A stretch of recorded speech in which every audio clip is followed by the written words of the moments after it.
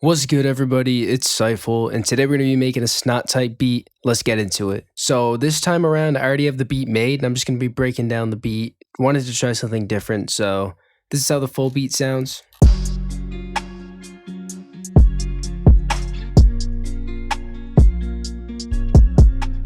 Wanted to do a more melodic or lo-fi type of sound for snot because you'll see a lot of people making like gosha type beats and that's just so overdone. Go check out the last snot tutorial if you want to see me do that and make a beat fully from scratch there. So this time around we got more of a lo-fi guitar sample and we got some more acoustic and trap drums, and I'm going to be getting into all that starting with the sample. Starting with the sample is just this simple 8-bar guitar loop. It originally sounded like this.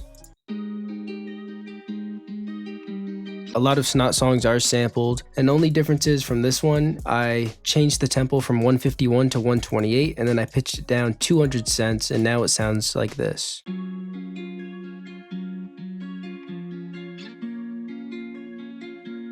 The challenge with this beat is making just a simple 8-bar loop unique and have variation throughout an entire 2.5 minute beat, you know? Easiest thing I did was I copied the guitar right up here, went to 12, which means the range is 12 notes, and then went all the way down, which means it's down 12 notes, which is also a full octave. So I have this version of the guitar. And then this, same exact thing, except we went up 12. Together, all 3 guitars will sound like this.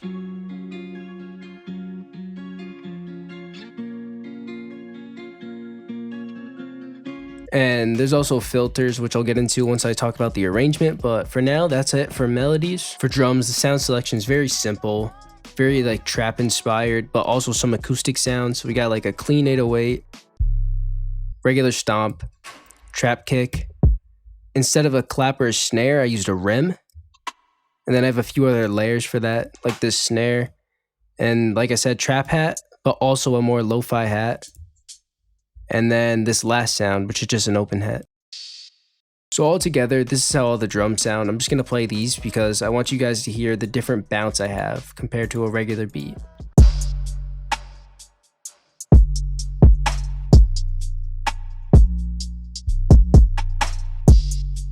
So a little bit of a different bounce, and this is mainly because of the rim. So normally the clap, snare, rim, whatever you're using, that will lay on the 3rd beat of each measure. Now in this beat, I actually had it have more of a drill feel, which means on most drill music, you'll see every other snare is moved over 1 beat. So I did this here, and on the 2nd rim, I have it actually on the 4th beat instead of the 3rd, which sounds like this.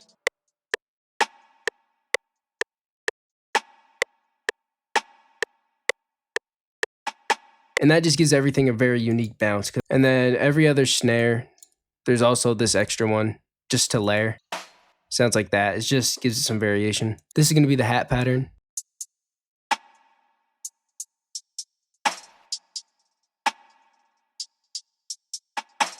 Very repetitive. I just kind of have it going down, then on this half going back up. And you may hear that in the background. On this, there's actually delay, which just makes that very simple pattern sound a lot more full, because without it, lots of gaps. But when you add the delay, which I just went here, presets, ping pong preset, and then just drag this time all the way up, but turn the effect way down right here in the mixer, sounds like this, makes it way more full. Just fills in all those empty gaps. And now, like I said, I wanted a more acoustic sound, so I also have this lo-fi sounding hat, which has this very basic pattern.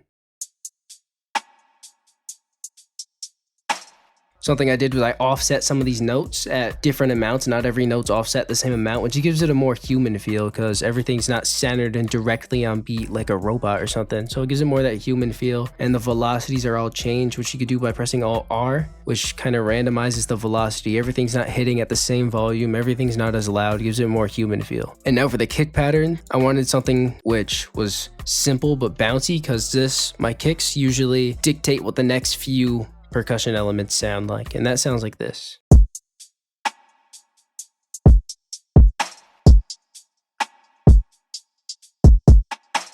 So on the stomp and open hat, I have the same pattern. It looks like this, and it's basically what I like to call a fake delay.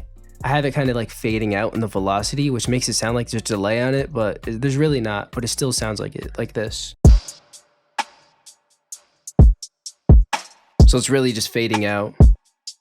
And then 808, I followed the kicks, but slightly different. There's only 2 notes, F sharp and A sharp. Those are just the bass notes of the guitar. Didn't want to add anything too crazy, but I did switch up on the octaves on the A sharp just to make it sound a little more, have a little more variation, just so it wasn't the exact same 2 notes.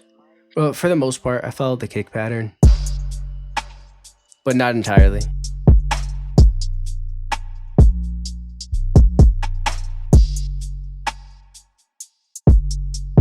Kept it all high at the end here. So altogether, the drums and the samples sound like this.